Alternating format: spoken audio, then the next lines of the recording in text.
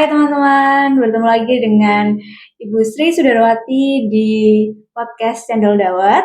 Dan pada kesempatan kali ini kita akan berbincang-bincang mengenai UMKM nih teman-teman. Pastinya tentunya teman-teman juga pastinya ada yang merasa kesulitan atau ada yang merasa bahwa gimana sih cara memulai bisnis UMKM ini seperti apa. Dan pada kesempatan kali ini, Ibu Sri Sudarwati akan menjelaskan dan berbagi ilmu nih kepada kita tentang bagaimana menyelesaikan masalah-masalah yang mungkin teman-teman sedang hadapi. Oke. Iya baik. Terima kasih teman-teman UMKM dimanapun tetap semangat dan saya salut ya untuk terus kita membawakan diri dan membangun negeri ini dengan ide-ide dan kreativitas. Intinya UMKM itu keren ya, teman-teman yang sudah terjun di UMKM sudah bisa manage dirinya sendiri, sudah membantu negara ini dari kerja formal gitu Ais ya, karena kalau semuanya maunya kerja formal nggak tertampung ya. Akhirnya ide kreativitas teman-teman itu luar biasa. Oke, tadi ini Ais ya yang biasanya membantu saya. Dia adalah mahasiswa akhir di Politeknik Negeri Malang dan sebentar lagi lulus gitu ya. Nah, Ais juga mulai belajar lah UMKM apa nanti yang bisa dipersembahkan ya. Sambil tetap Ais harus mencari peluang-peluang yang lain. Intinya gini teman-teman, kalau kita bicara UMKM, sama halnya kita ini sedang berbicara sesuatu yang sangat-sangat penting saat ini. Seperti tadi saya sampaikan, untuk menjadi negara maju, Ais, banyak anak muda itu yang harusnya tuh punya usaha mandiri gitu ya. Bahkan kalau nggak salah angkanya itu di 14-15%. Betul, Ibu. Nah ya, Indonesia itu masih 3,5% sampai 4% saja. Iya, betul. Nah, kita harus mengejar ketertinggalan itu menjadi minimal itu di angka 11% lah.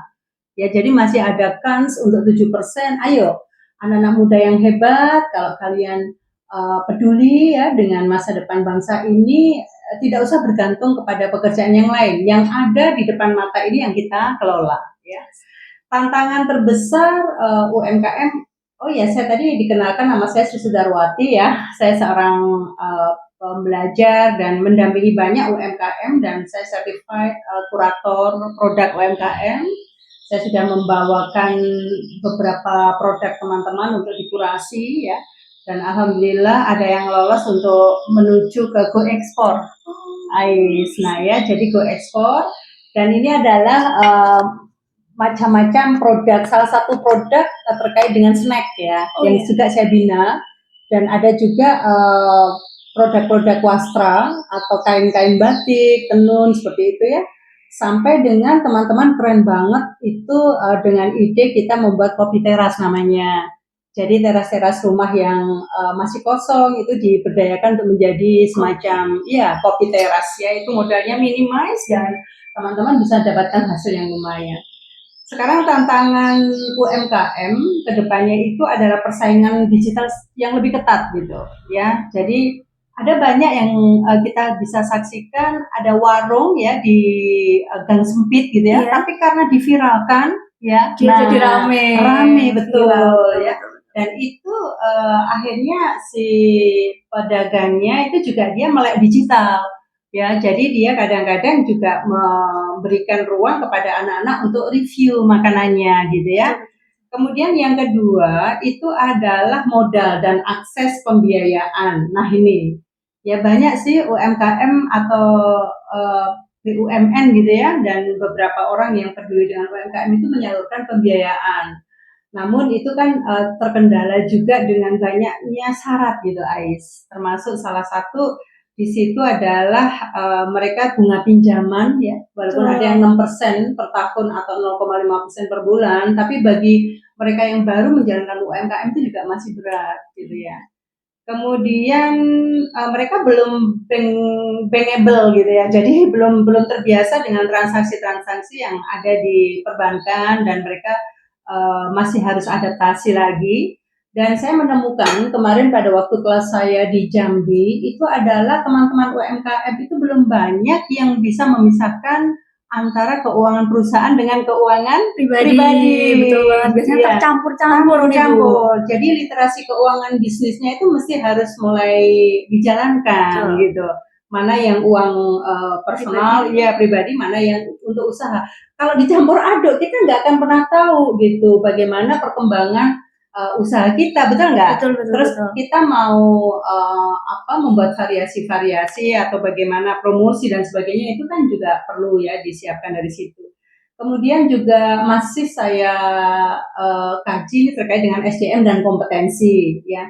Ingat teman-teman, untuk menuju kepada SDM unggul di bidang UMKM ini, kalau saya sebagai UMKM juga saya pernah jatuh ya Ais, tapi bangkit gitu. Saya pernah ditipu ratusan juta bahkan menjelang 1 miliar gitu ya. Tapi gimana saya menyikapinya, saya nggak akan fokus di masalahnya tapi solusinya cepet-cepet gitu. Ya kebetulan saya di sektor jasa tapi juga masih UMKM kan.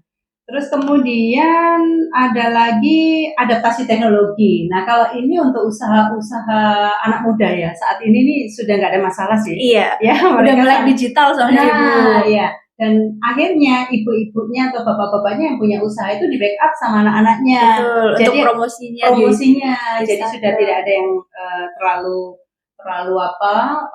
ekstrim lah di sini ya. Nah, tetapi ada perubahan perilaku konsumen di sektor UMKM ini yang kalau saya perhatikan itu konsumen itu cenderung itu ingin cepat gitu. Nggak tahu itu dari sisi layanan ya, dari sisi misalnya variasi-variasi yang dilakukan ya. Kemudian praktis, responsif, visual menarik dan punya nilai emosional bondingnya. Jadi contoh misalnya kopi ya. Gimana sih kita membuat racikan kopi itu yang kalau kita minum seruput di awal itu sudah punya cita rasa iya. Jadi itu pasti orang itu akan kepingin menghabiskan sampai dengan tetes terakhir gitu ya. Jangan sampai di awal aja kopi ini sudah nggak ngalor nggak ngetan gitu rasanya. Nah ini bagaimana teman-teman untuk bisa mengkombin. Ingat bahwa itu merupakan salah satu impression gitu ya. Kalau di jasa yang saya kelola itu first impressionnya adalah gimana saya membuka sebuah kelas itu di 3 menit pertama.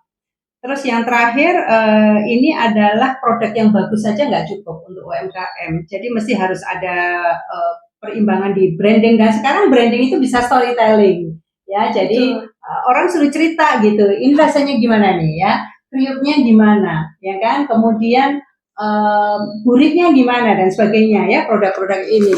Kemudian di situ ada layanan tentu saja. Nah, teman-teman UMKM tolong kalau ada pembeli ya, itu bagaimana layanannya atau servisnya itu not just excellent ya, tetapi harus servis yang terus uplifting gitu loh ya. Jadi jangan begitu-begitu aja gitu ya. Atau kalau pas customer lagi milih-milih jangan langsung ditanya, biasanya itu kita jadi ogah mau nerusin belanja karena mau cari apa gitu, apa ditanya dulu gitu ya. Tetapi biarkan aja dulu, mungkin customer hanya ingin lihat, observasi terlebih dahulu. Observasi, syukur-syukur kalau ada tester. Iya betul. Ais ya, jadi misalnya ini rasanya begini, bedanya keripik ini dengan ini apa gitu ya. Kemudian juga ya kehadiran digital lagi, dan ini ada konsistensi mental ya, entrepreneurship. Teman-teman sekali lagi jangan mudah patah ya. Saya sangat salut teman-teman UMKM pada waktu pandemi kemarin, saya amati luar biasa. Yang awalnya mengerjakan di sektor busana ya itu bisa switch karena busana nggak laku kan waktu pandemi. Orang lagi nggak mikir beli baju. Iya, mereka pinginnya misalnya kayak minuman-minuman yang menyehatkan ya, makanan-makanan yang menyehatkan. Akhirnya teman-teman saya banyak yang switch ya. Jadi dari busana itu ke minuman sehat, ke jus herbal, macam-macam. Nah, itu dia yang ingin saya sampaikan. Kemudian teman-teman juga tetap harus punya kreativitas yang baik ya, karena persaingan begitu ketatnya ya. Jadi jangan sampai kehilangan motivasi dan konsisten untuk terus upgrading dengan banyak produk-produknya gitu ya. Dan yang pasti adalah diperhatikan titik-titik daripada produk itu, misalnya kapan expirednya, ya kehalalannya, nah ya. Kemudian juga di sini perhatikan kemasannya ya, kemasan yang menunjukkan bahwa produk di dalamnya itu adalah produk yang menarik, yang enak, gitu ya, menyehatkan dan sebagainya. Maka buatlah di dalam packaging ini adalah ingredients-nya.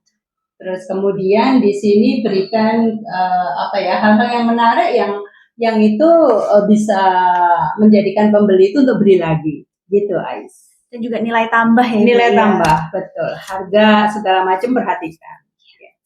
Oke, itu tadi teman-teman banyak ilmu dari Ibu Sri Sudarwati tentang UMKM, gimana cara ngembanginnya, ada beberapa hal yang harus diperhatikan, dan juga konsistensi itu juga sangat diperlukan loh teman-teman. Jadi bagi teman-teman yang baru mulai usaha atau merasa, wah kayaknya aku gagal nih, tidak teman-teman. Mungkin teman-teman perlu masih konsisten lagi, berjuang lagi, jangan patah semangat di tengah-tengah. Oke.